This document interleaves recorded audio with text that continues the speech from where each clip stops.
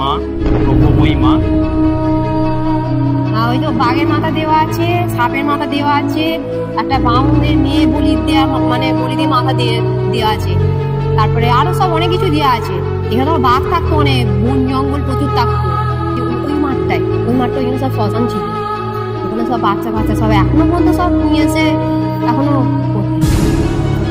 এখানে রাত্রিবেলা থাকলে গা কাঁটা দেয়। আমার ছেলেরাও এখন হরিনাম হচ্ছে, এখানে সাপ ঠাকুররাই জানে, গান শুনছে, হরিনাম গান শুনছে।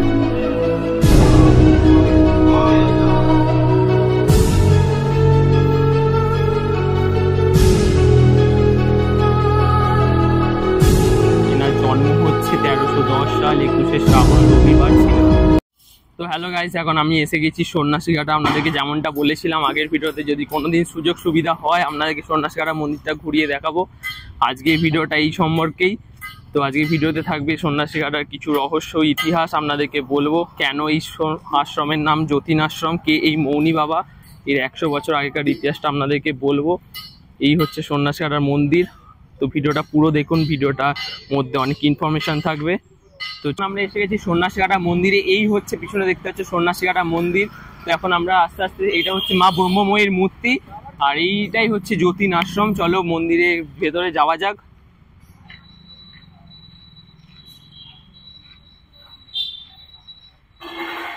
তো এই হচ্ছে আমাদের মায়ের মন্দির। তো আজকে এই ভিডিওর মধ্যে এই সমস্ত কিছুই থাকবে। আজ থেকে প্রায় 100 বছর আগেকার ঘটনাগুলো আপনাদেরকে বলবো, এর ইতিহাসটা আপনাদেরকে বলবো। ভিডিওটা পুরো দেখুন, আই হোপ ভিডিওটা ভালো লাগবে। তো এই হচ্ছে আমাদের মা ব্রহ্মময়ী মা। তো এই হচ্ছে মা সন্ন্যাসীঘাটা মায়ের মন্দির। এই মন্দিরে মা খুবই জাগ্রত এবং এখানে অনেক দূর দূর থেকে লোকেরা আসে মায়ের পুজো দেওয়ার জন্য। এমনকি এখানে যাতে ভক্তরা আসে, তাই রাস্তার উল্টো দিকে নিরামিষের দোকান করা রয়েছে, যাতে নিরামিষ খেয়ে সকলে, তো এই সামনে দেখতে পাচ্ছি নিরামিষের দোকান রয়েছে, যাতে নিরামিষ খেয়ে মায়ের পুজো দিতে পারে। আর এই মায়ের মন্দিরে প্রায় আজ থেকে 1-1.5 বছর আগে একটা চোরের দল এসে মায়ের যে সোনার উপর গয়না রয়েছিল সেগুলো সমস্ত কিছু চুরি করে ফেলে। এবং তখনকার সময় সিসিটিভি ক্যামেরা ছিল না, তা যে চুরি করে নিয়ে যায় সেই গয়নাগুলো, মায়ের গয়নাগুলো তার কাছে রাখতে পারে না। মায়ের এমনই মাহাত্ম্য যে সে, যে চোরের দল ছিল, সে পরের দিনই এসে গয়নাগুলো এখানে মায়ের মন্দিরে ফেরত দিয়ে যায়। এবং তারপর থেকে এখানে আস্তে আস্তে সিসিটিভি ক্যামেরা লাগানো হয়, আস্তে আস্তে উন্নতি করা হয় মন্দিরে। তো পাশে দেখতে পাচ্ছি এখনো 2টো মন্দির হচ্ছে, একটা শিব মন্দির হয়ে গেছে আর মিডিলে একটা রাধা কৃষ্ণানের মন্দির হচ্ছে। আর এই হচ্ছে সেই পুরনো সন্ন্যাসীঘাটার মন্দির, যেটা হচ্ছে যতীন আশ্রম বলি আমরা। তো এই যতীন হচ্ছে তখনকার, আজ থেকে প্রায় 100 বছর আগেকার, তিনি ছিলেন যতীন্দ্রনাথ। তখনকার সময় চিকিৎসা ব্যবস্থা অতটা উন্নত ছিল না, তা উনি ছিলেন তখনকার সময় একটা হাতুড়ে চিকিৎসক ছিলেন। তা তখনকার সময় মানুষজন ওনার কাছে আসতেন এবং এই জায়গাতেই তিনি চিকিৎসা করতে আসতেন। তো একদিন কি হয়, তিনি বাড়ি ফেরেন না, তিনি সাইকেলে করে আসতেন। তেনার বাড়ি আশেপাশে 10 কিলোমিটারের মধ্যেই ছিল। তিনি একদিন হঠাৎ করে বাড়ি ফেরে না, তাই বাড়ির লোকজনেরা আসেন, দেখেন যে কি হলো। তখন এই সমস্ত জায়গায় যে এখন আমরা দেখতে পাচ্ছেন যে রোড এত লোকালিটি হয়ে গেছে, সেই আজ থেকে 100 বছর আগে সেই ব্যাপারটা ছিল না। আজ থেকে প্রায় 100 বছর আগে এখানে খুবই বন জঙ্গল ছিল। আর এখানে এটা বললে বিশ্বাস হবে না যে এখানে এই আশেপাশে বাঘ সিংহ থাকতো তখনকার সময়। এবং একদিন কি হয়, যতীন বাবা যে ছিলেন তিনি বাড়ি ফেরেন এবং বাড়ির লোকেরা খুবই চিন্তা করেন এবং আসেন, যে দেখেন যে সামনেই তার সাইকেল এবং যে ডাক্তারির যে কিট বক্স সেটা পড়ে রয়েছে। সবাই ভাবে যে হয়তো বাঘে টেনে নিয়ে গেছেন তাকে, এবং বাড়ির লোকেরা খুবই চিন্তিত হয়ে বাড়ি ফিরে যান। এবং পরের দিনই আশপাশে একটা যে গোয়াল ঘর রয়েছে, গোয়াল ঘর থেকে একটা বাছুর সেই বাঘে টেনে নিয়ে যাচ্ছে, এমন দেখে পাড়ার লোকেরা সেই বাঘটাকে ধাওয়া করে এবং তারা পিছু পিছু এসে দেখেন যে যতীন বাবা, যে মৌনী বাবা যাকে বলা হয়, তিনি দেখেন যে এখানে একটা গাছের নিচে বসে ধ্যান করছেন। তখন সবাই এটা ভাবেন যে এনার মধ্যে কোনো মাহাত্ম্য রয়েছে, যার ফলে এনাকে বাঘে খায়নি। তো তারপর থেকে আস্তে আস্তে মানুষ ওনার কাছে আসতে শুরু করেন এবং তার প্রার্থনা আশীর্বাদ নিতে আসেন অনেকেই। তো আস্তে আস্তে কি হয়, একদিন তিনি স্বপ্নে মাকে দেখেন এবং তার ভাবনায় যেমন আসে যে মাকে এরকম ধরনের দেখতে হতে পারে, সেরকম ভাবেই মায়ের একটা মূর্তি তৈরি করে আজ থেকে প্রায় 100 বছর আগে এবং একটা কুড়ে ঘরের মধ্যে মাকে রাখেন। আর তিনি যেহেতু মুখে বলতে পারতেন না, তাই তার নাম হয়ে যায় মৌনী বাবা। তা এই হচ্ছে এখন যেটা রিসেন্ট তৈরি হয়েছে শিব মন্দির। আর এখানে দেখতে পাচ্ছি নন্দী বাবা রয়েছে, এই পাশে একটা, এই পাশে একটা। আর এই হচ্ছে নতুন শিব মন্দির।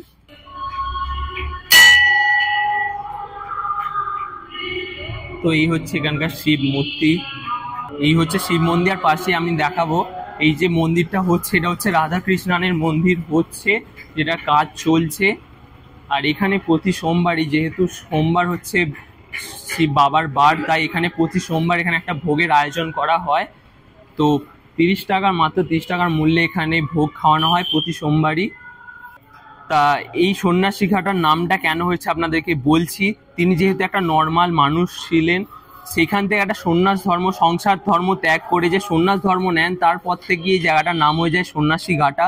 যেহেতু ওনার নাম ছিলেন যতীন্দ্রনাথ, তাই এই আশ্রমটার নাম হয়ে যায় যতীন আশ্রম।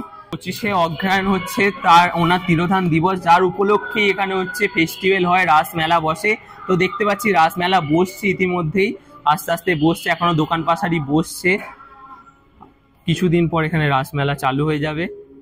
এই জায়গাটা প্রায় আজ থেকে 100 বছর আগে, যে যখনকার সময়কার ঘটনাটা আপনাদেরকে বলছি, এই জায়গাটা পুরোটাই শ্মশান ছিল। এমনকি এখানে বাচ্চা শিশু মারা গেলে এই জায়গাটায় ওইদিকটায় মানে সমাধিও দেওয়া হতো। এখনো শোনা গেছে যে এখানটায় যখন মন্দিরের জন্য খোঁড়াখুড়ি হয়েছে, এরকম অনেক কঙ্কাল, বাচ্চা ছেলের বা অন্যান্য জিনিসের কঙ্কাল বেরিয়েছে, এটা সত্যি।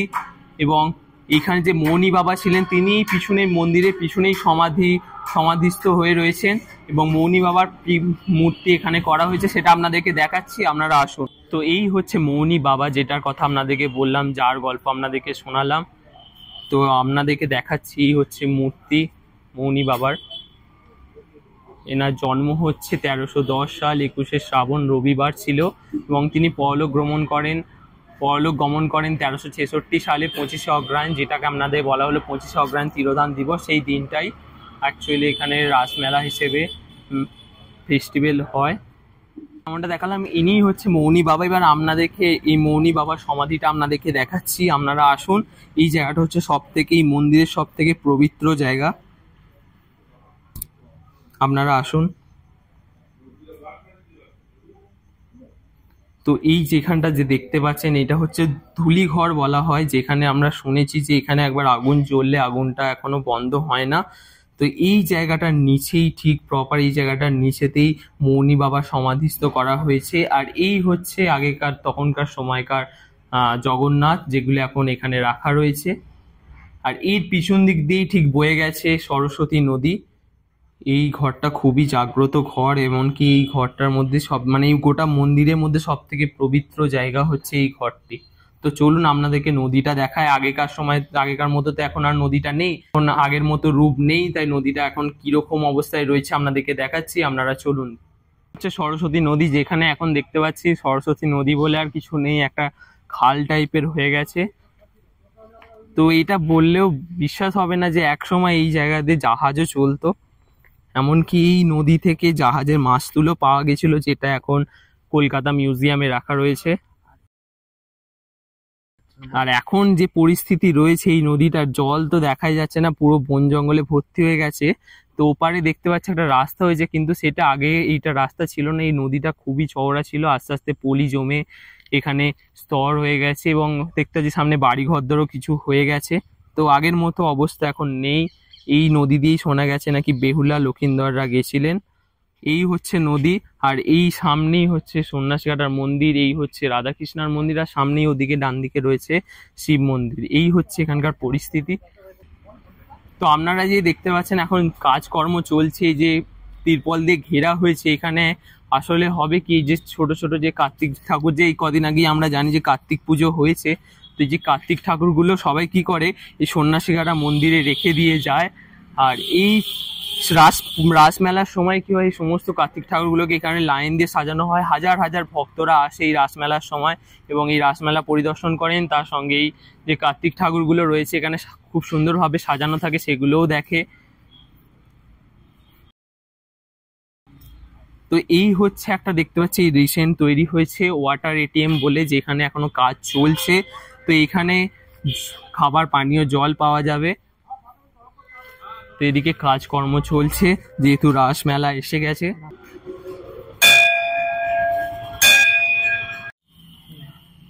তো এই হচ্ছে আমাদের মা, ব্রহ্মময়ী মা। আর এই নিচেই দেখতে পাচ্ছেন এটা হচ্ছে পঞ্চমুণ্ডির আসন, যেটা রহস্যটা আমরা জানবো। আর এই সামনে পিকচারে দেখতে পাচ্ছেন ইনি হচ্ছে মৌনি বাবা। তো আপনারা যেমনটা দেখতে পাচ্ছেন সামনেই পঞ্চমুণ্ডির আসন, যেটা ঠিক মায়ের পায়ের সামনেই রয়েছে। তো এখানে 5টা মাথা দিয়ে বেদিটা তৈরি করা হয়েছে, তা সেইটাই বিস্তারিত জেনে নেবো এখানকারই এক পূজারীর কাছ থেকে। তো ভিডিওটা দেখুন। ওই তো বাঘের মাথা দেওয়া আছে, সাপের মাথা দেওয়া আছে, একটা বামুনের মেয়ে বলি দেওয়া মানে বলি দিয়ে মাথা দেওয়া আছে। তারপরে আরো সব অনেক কিছু দেওয়া আছে। এখানে তো বাঘ থাকতো, অনেক বন জঙ্গল প্রচুর থাকতো এখানে। আর যে যে ওখানে যে একটা বাবা আছে, ওই বাবাটা তপস্যা করেছিল ওইখানে, ওই যে বড় মতো যে লাল মণি বাবা, ও এই মাকে পেয়েছিল। তারপরে ওই এই মন্দিরটা করেছিল। তখন বাবা দেহ রেখেছে ধুনি ঘরটায়, একটা ঘর আছে দেখবে, ওইখানে ওই যে এখনো সমাধি দেওয়া আছে, সব বাঁধানো আছে। হ্যাঁ ওইখানটায় দেখবে একটা রাধাকৃষ্ণ ঠাকুর মানে বসানো আছে। ওইখানটা ছিল মানে মণি বাবা। আর ওর যে শিষ্য ছিল ওই পাশটা একটা ছোট মতো কালী মন্দির আছে, ওইখানটা শিউলি গাছের ওই সামনেটায়, ওইখানে কুবির, ওর নাম হচ্ছে কুবির, ও ছিল দুজনে। ও মানে মণি বাবা যে তপস্যা করতো, ও তো মানে বোবা হয়ে গেছিল, মুখ খুলতে পারেনি।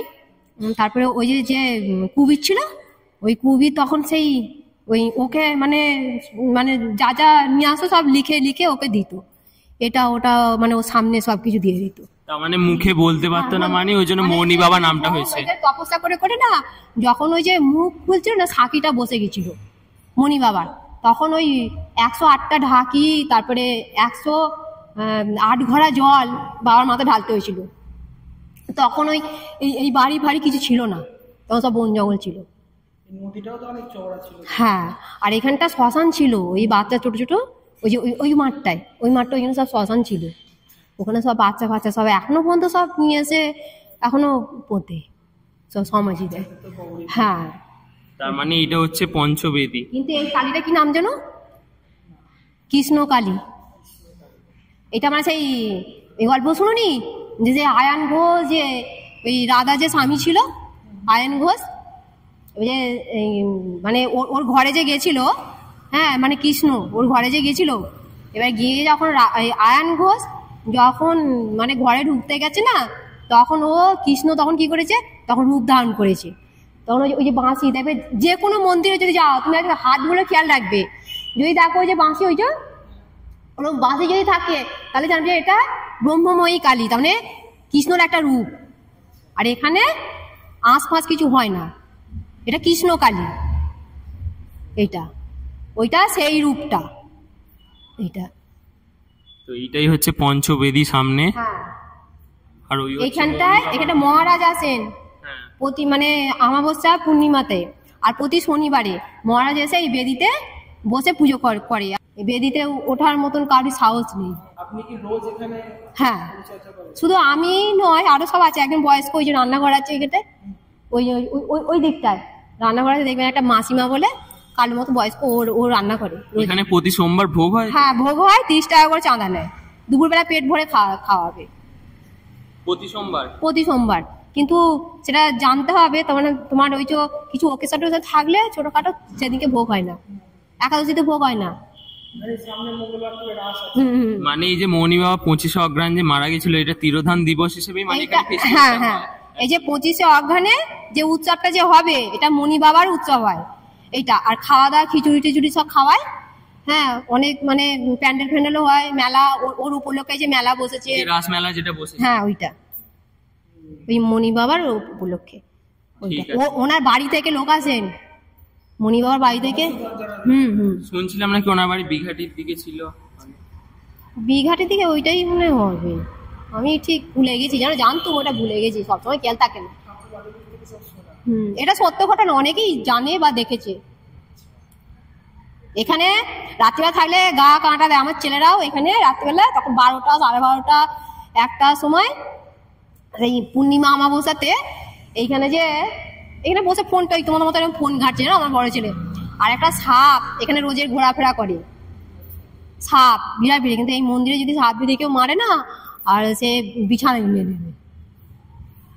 এই মন্দিরে শাঁকামুটি সাপ, বড় বড় শাঁকামুটি সাপ এখানে ঘোরাফেরা করে চারদিকে। কিন্তু কেউ মারে না। ঠাকুরের সাপ এই যে মায়ের এখানে আসে, ওই মালা ফালা সবসময় এরকম জড়িয়ে থাকবে, তারপরে এই ধুনিগড় ফিনিগড় দোল খাবে হাড়ি করে, দেখার মতো। এখন হরিনাম হচ্ছিল এখানে সাপ, ওই ঠাকুমশাই জানে, ও গান শুনছে, হরিনাম গান শুনছে।